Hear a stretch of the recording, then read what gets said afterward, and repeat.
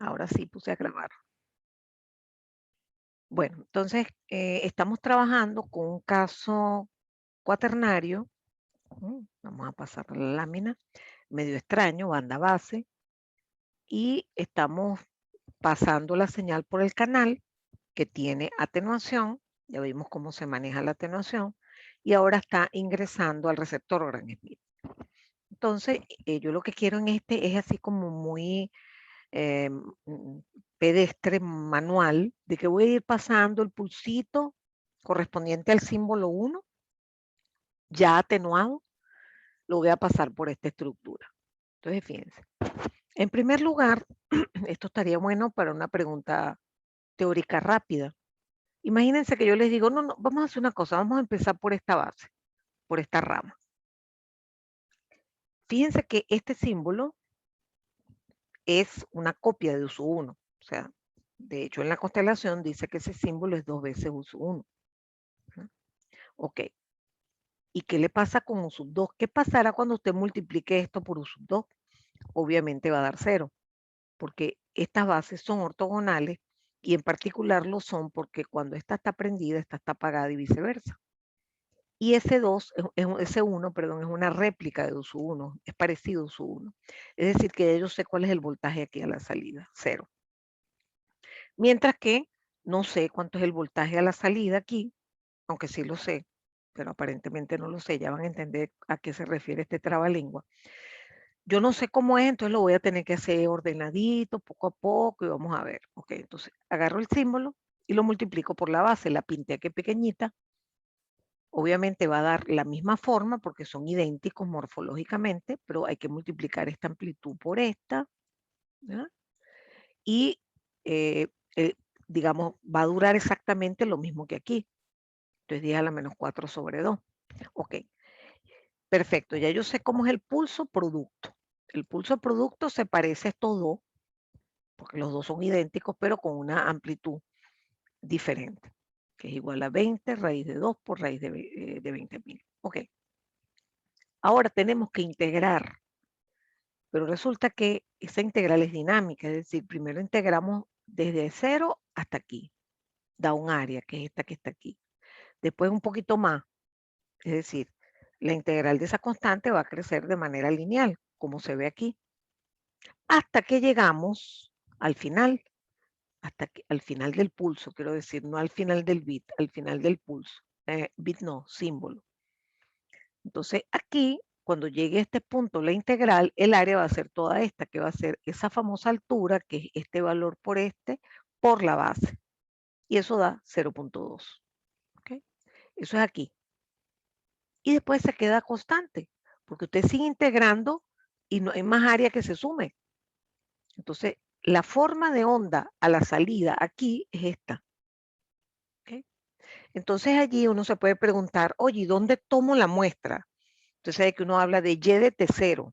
Bueno, la puede tomar desde aquí, pero también puede esperar hasta que se acabe el símbolo.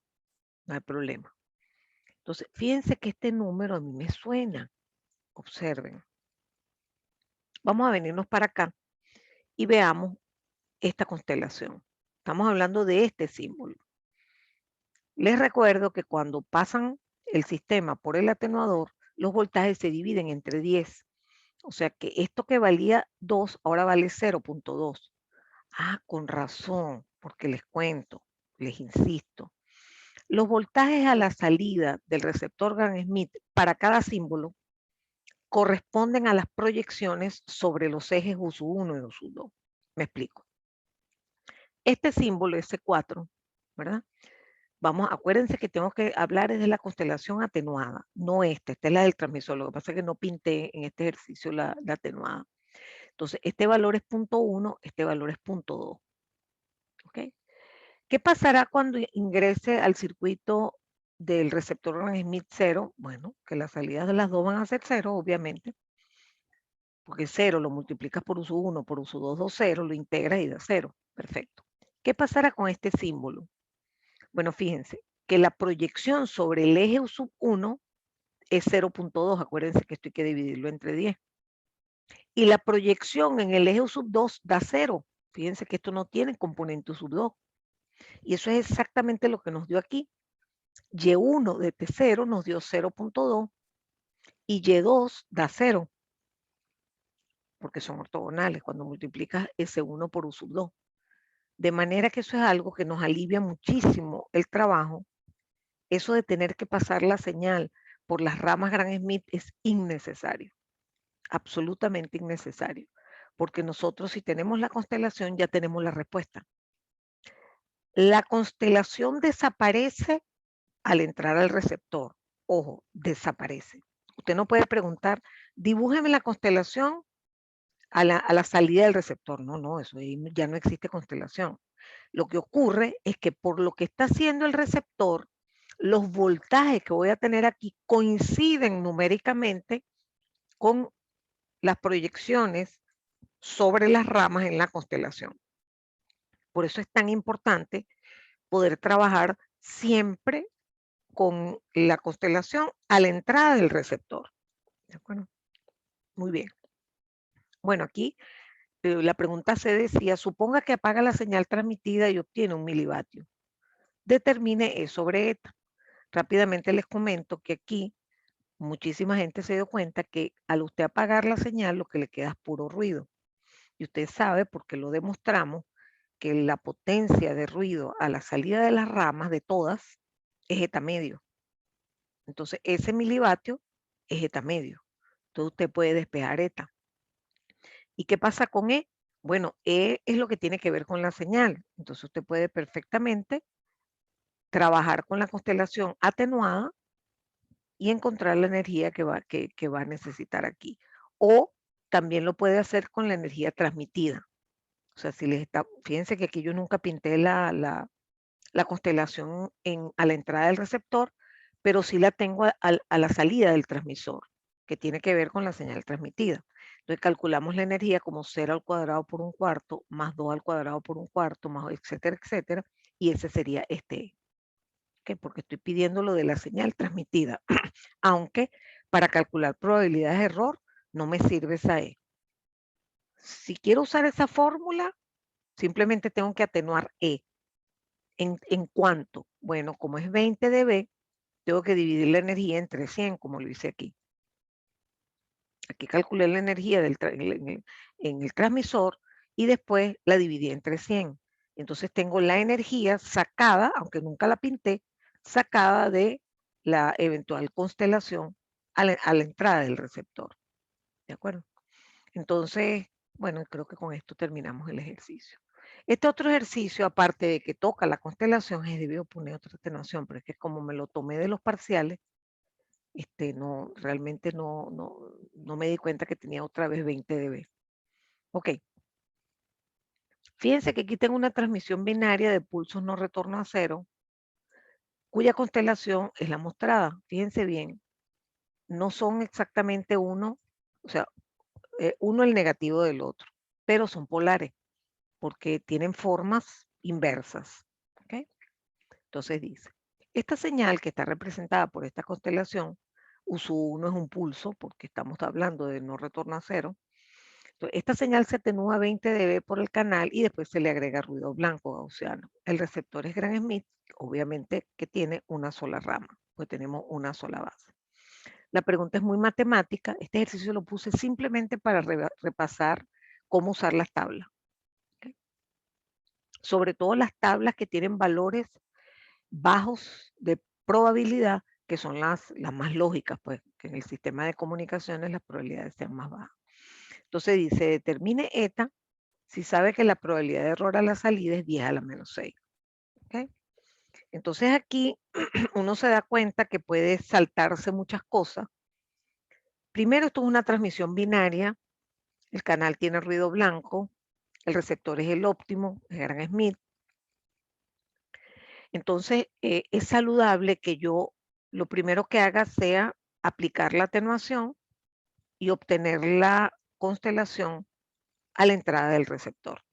Esto es rapidísimo, dividimos entre la potencia entre 100, los voltajes entre 10 y ya tenemos la nueva constelación. Okay. Pero además, fíjense que es interesante que yo puedo usar esta fórmula. Esta fórmula es aplicable a transmisiones binarias arbitrarias, ruido blanco, receptor óptimo. Perfecto. Entonces, esto me sirve, ¿verdad?, para poder relacionar este valor que me dan de probabilidad de error con eta. ¿Cómo se calcula 1? Bueno, muy fácil. Tienes que tomar, ¿cuál es el símbolo 1 aquí? Bueno, no sé cuál es, cualquiera. Vamos a suponer que este es el símbolo 1. Distancia radial al cuadrado. La energía del otro, distancia radial al cuadrado. Lambda vale menos 1. Si no me creen, lo pueden calcular aquí. Fíjense que usted puede poner que P1 es menos 0.1 uso 1. Lo mete aquí. Saca el menos 0.1. Luego, este símbolo es P0, por ejemplo. Entonces, esto es 0.2 uso 1. Entonces, pone aquí el uso 1 y saca el 0.2 multiplicando al otro. Aquí hay un número negativo ya, que es menos 0.1 por 0.2. Y aquí le queda la integral de uso 1 por uso 1, que es 1. Entonces aquí me va a quedar menos 0.1 por 0.2 y aquí abajo también va a quedar lo mismo, pero positivo. Y lambda le va a dar menos 1.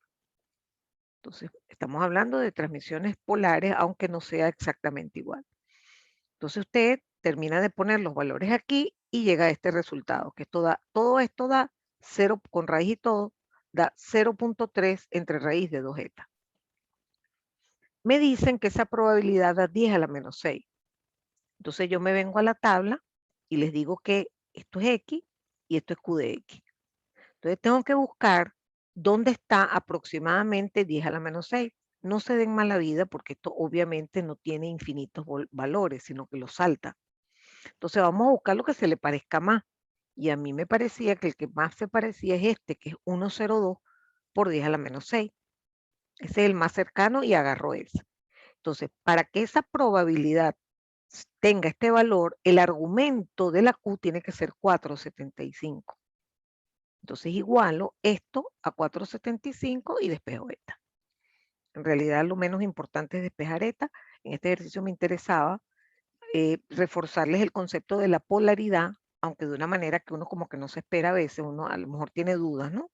De que si tienes 2 y menos 1 y no 1 y menos 1, eso será realmente polar, sí ve. Y luego el dato de cómo calcular las tablas, cómo usar las tablas de Gauss. Ese era el objetivo de este ejercicio. Este ejercicio siempre me gustó muchísimo. Fíjense que es de diciembre de 2013, yo ni me acordaba. Y esto es de la sección 02, tenía 2 secciones en ese entonces de comunicaciones. Bueno, tenemos lo siguiente, fíjense. Se tiene una cantidad de sistemas definidos de manera diferente. ¿Okay? El sistema A tiene una transmisión OK cuyo voltaje pico es raíz de 8 voltios. La velocidad de transmisión es 20 bits por segundo y el receptor es Gram Schmidt. Perfecto. Luego tengo otro sistema que se llama B, donde la transmisión es OK, la potencia de la señal es 4 vatios, la tasa de transmisión es 5 bits por segundo y el receptor es Gram Schmidt. Ya. Vamos a organizarnos porque estos se me parecen demasiado. El sistema A y el sistema B se parecen mucho.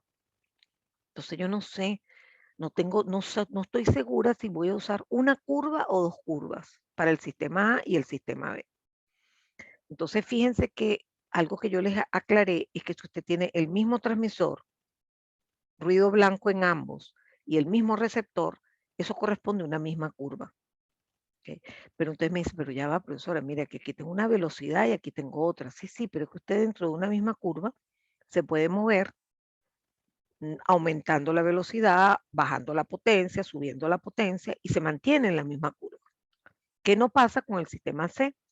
Que sí tiene la misma transmisión, es OK, pero el receptor es otro, que por cierto, ni siquiera se los he definido, lo vamos a ver después, pero ya les puedo adelantar que es un receptor subóptimo, o sea que no es tan bueno como el Gram Schmidt. Entonces, lo primero que me queda claro es que al ser subóptimo, las probabilidades de error van a ser más grandes que aquí, que en estos dos sistemas. Eso lo tengo claro. Y luego aparece PRK, que es siempre el ganador, lo hemos dicho varias veces, con receptor, bueno, no, siempre es ganador con el receptor Gram-Smith. De por sí es ganador, si comparo con un receptor cualquiera, ¿verdad? Siempre PRK va mejor, pero les aclaro que OK y FSK pueden usar receptor subóptimo. Acuérdense, por ejemplo, de cómo se detecta AM de manera asíncrona, que es con un detector de envolvente. Bueno, aquí pasa lo mismo. Pero PRK es imposible. La detección de PRK siempre tiene que ser síncrona. Puede que hagamos alguna trampita como DPSK, que yo se los enseñé, pero en general, ¿verdad? PRK tiene que tener un receptor síncrono que suele tener la estructura del receptor Gram-Smith, obviamente. ¿Okay? Ya que tenemos que hacerlo síncrono, tenemos que multiplicar por un coseno. Bueno, vamos a hacerlo igualito al receptor Gram-Smith. Multiplicamos por coseno y después integramos. Ok, entonces ya sabemos del análisis general que aquí vamos a tener 3 curvas. ¿A que no adivinan cuál es la más bajita? PRK con receptor óptimo. ¿Quién le seguiría? Bueno, yo no sé, pero yo sé que la peor es esta. Bueno, es la que tiene mayor probabilidad de error. Estamos hablando de la curva roja, que es OK receptor subóptimo.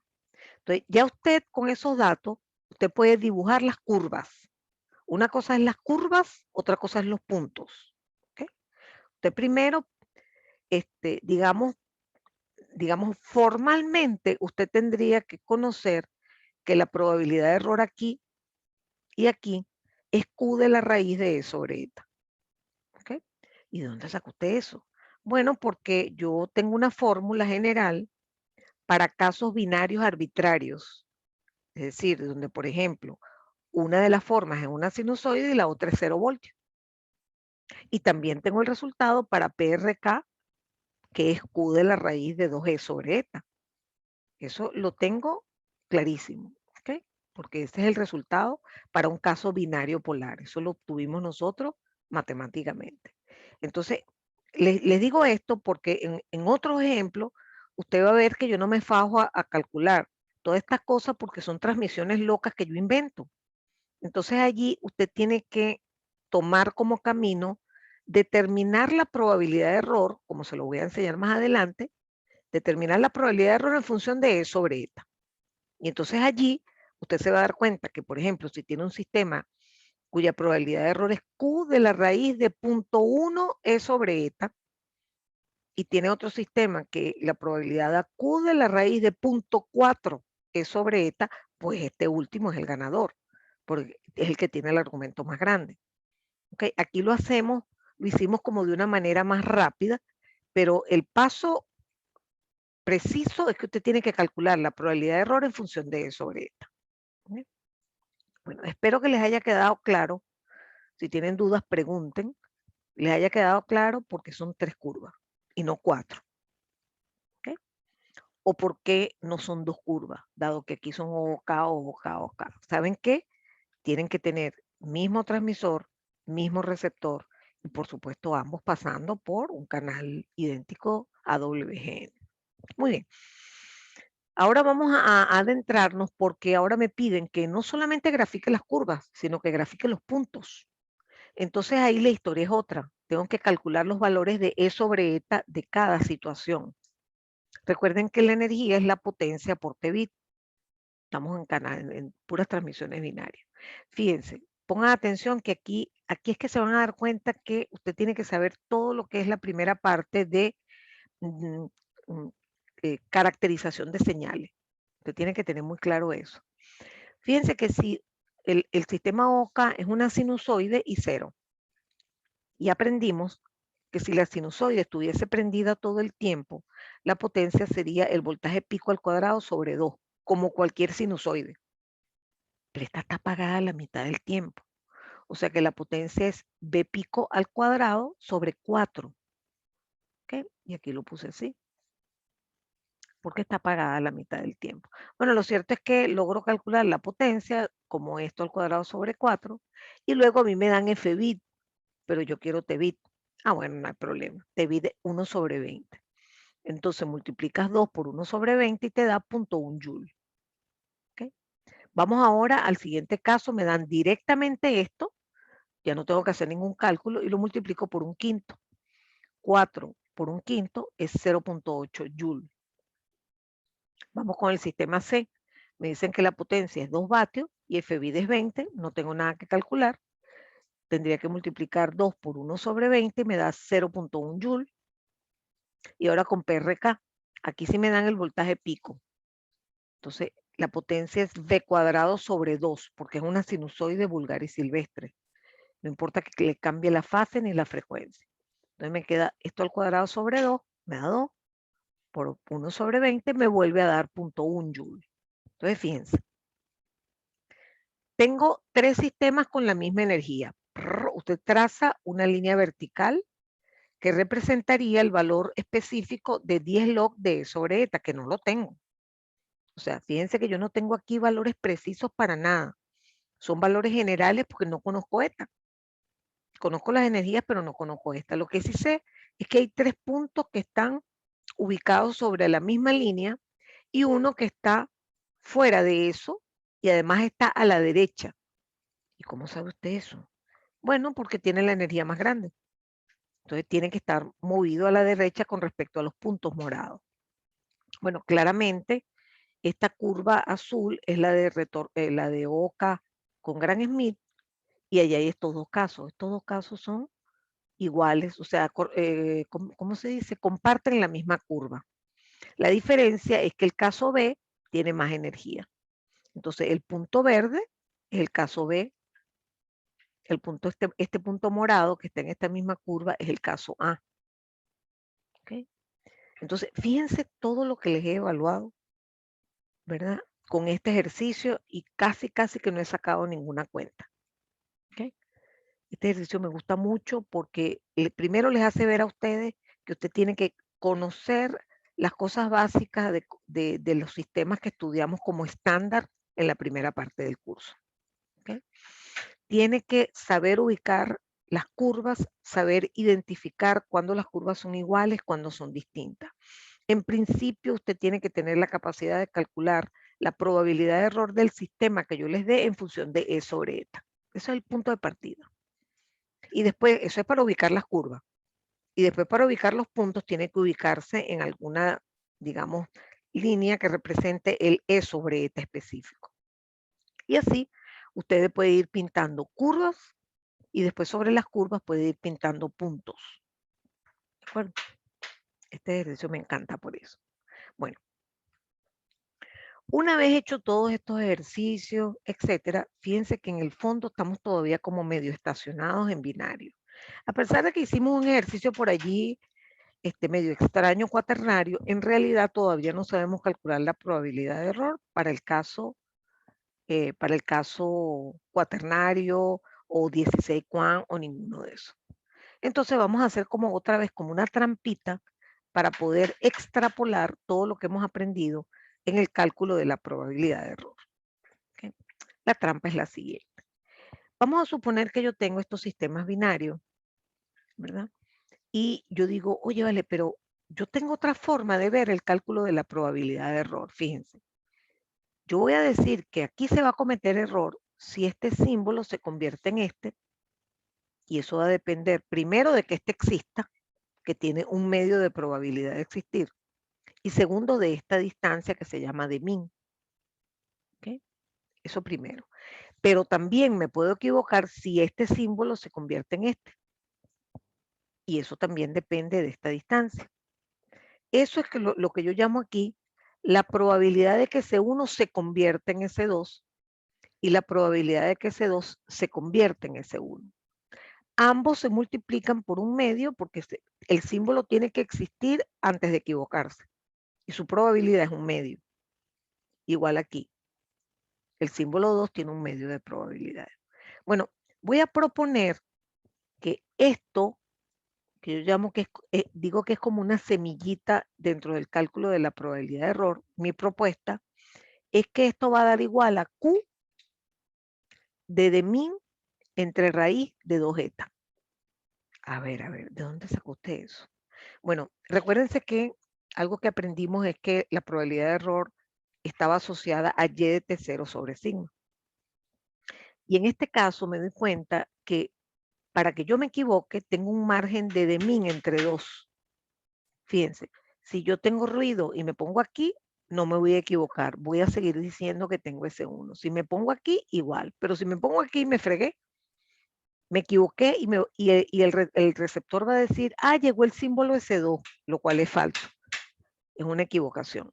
Entonces, esta distancia es la clave, que es el margen de voltaje de señal que yo tengo para no equivocar. Es decir, que yo realmente tendría que escribir aquí de min entre 2. Pero ya va. Y aquí abajo tendría que poner el voltaje RMS del ruido, que es raíz de eta medio. Bueno, eso fue lo que hice. Lo que pasa es que ya lo simplifiqué. O sea, de min entre 2 y aquí poner raíz de eta medio da exactamente esto mismo. Esa es mi propuesta, que hagamos la probabilidad de error de esa manera, ¿okay? Tomando en cuenta los símbolos que se pueden equivocar y los que no. Ahora yo voy a ver si eso es verdad. Vamos a probarlo en estos casos que yo conozco cuánto da. Esto es un caso polar y da Q de la raíz de 2e sobre eta. Esto es un caso ortogonal, donde uno de los símbolos es nulo y me da Q de la raíz de e sobre eta. Este sí no lo sabía, pero bueno, lo puse porque quería hacer como un resumen de los casos claves, ¿no? En binario. Ok. Entonces, ¿cómo será verdad que es esto? Usando esta semillita que me están proponiendo. Veamos. Fíjense. Primero calculo la energía. Me da a cuadrado por un medio más a cuadrado por un medio, que es a cuadrado. Después determino de min en función de a y me da 2a. Buenísimo. Ahora quiero aplicar esta chuletica, pero tengo que poner aquí quién es de min, ¿verdad? Que es 2a, pero no, así no me sirve. Tengo que ponerlo en función de la energía. Entonces eso implica que tengo que poner de min como 2 veces a, pero a es la raíz de e. Y haciendo eso, metiendo esto en esta fórmula, como en este caso la probabilidad de que S1 se convierta en S2 es igual a la probabilidad de que S2 se convierta en S1, me queda 2 veces lo mismo y me queda, en definitiva, para este caso la probabilidad de error es esto que está aquí directamente, un solo término. Al meter, repito, de min, ¿verdad? Que vale 2a, pero poniendo a como raíz de e, llego a este resultado. Uy, ese es el que yo obtuve ya. O sea, oye, parece que funciona esa propuesta. Veamos para este caso, igualito. Primero la energía es a cuadrado por un medio más 0 al cuadrado por un medio, eso es la energía. Y la distancia es exactamente igual a a. Entonces ahora despejo de aquí a, me quedaría raíz de 2e. Cuando yo coloco de min aquí como raíz de 2e, me queda que la probabilidad es Q de la raíz de e sobre eta. Y aquí es un poquito más fastidioso. De hecho, para yo revisarlo, digo, eso estará bien, lo volví a hacer. Entonces, bueno, me di cuenta que sí, porque, digamos, tuve que calcular la energía, después efectivamente ver que de min es b menos a, que es esta distancia, y después, digamos, busqué las relaciones para poder, digamos, colocar de min en función de la energía. Y esto fue lo que me dio. ¿Okay? Esto fue lo que me dio. Digamos, es E menos AB entre eta, fue todo el resultado que me dio, tomando este caso particular, que no voy a meterme en los detalles, pero, y además no tengo con quién compararlo, pero quiero que vean que allí usted lo puede hacer ahorita por la fórmula de Q de la raíz de E1 más E0 menos 2 lambda, etcétera, etcétera, y le va a dar lo mismo. ¿Okay?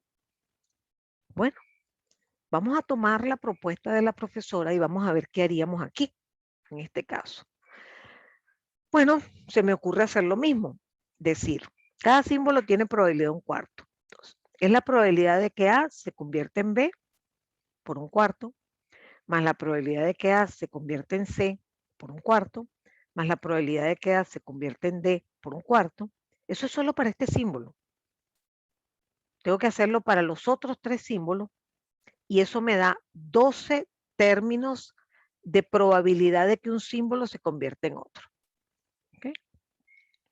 Pero resulta que eso no está bien. ¿Okay? Porque cuando yo digo que este símbolo se convierte en esto, realmente estoy como que pasando de semiplano, del semiplano derecho al semiplano izquierdo, y en realidad estoy involucrando todo lo que está marcado con rayas en diagonal.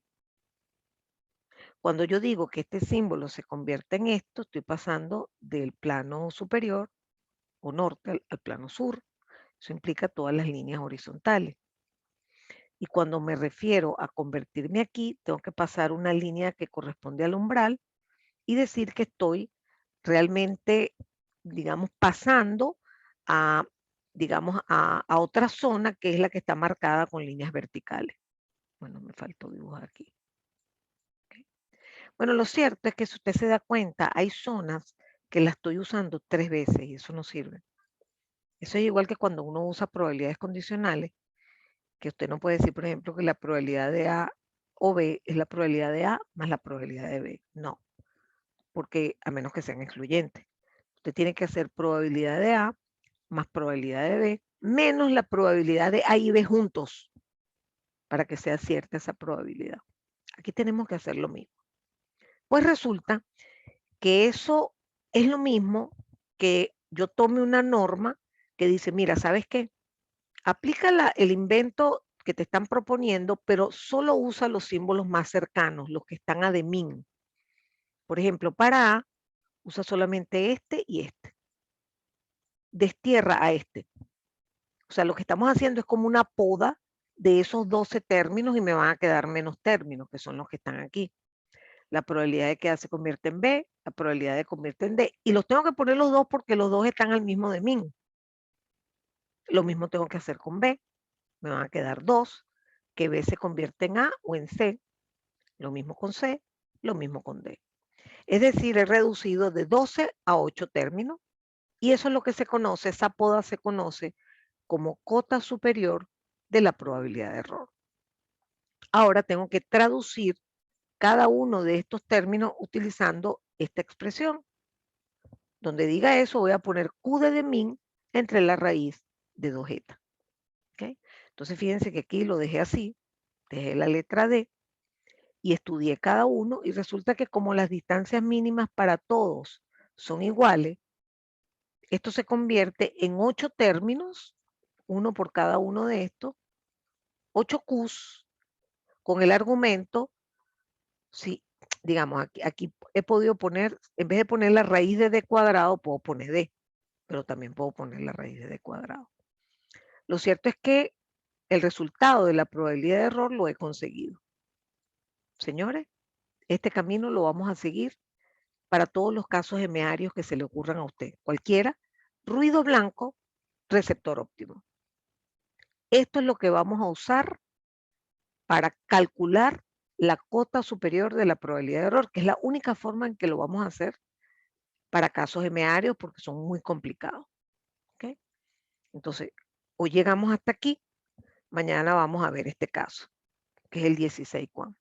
Y habremos generalizado y habremos pasado de binario a emeario en un momentico.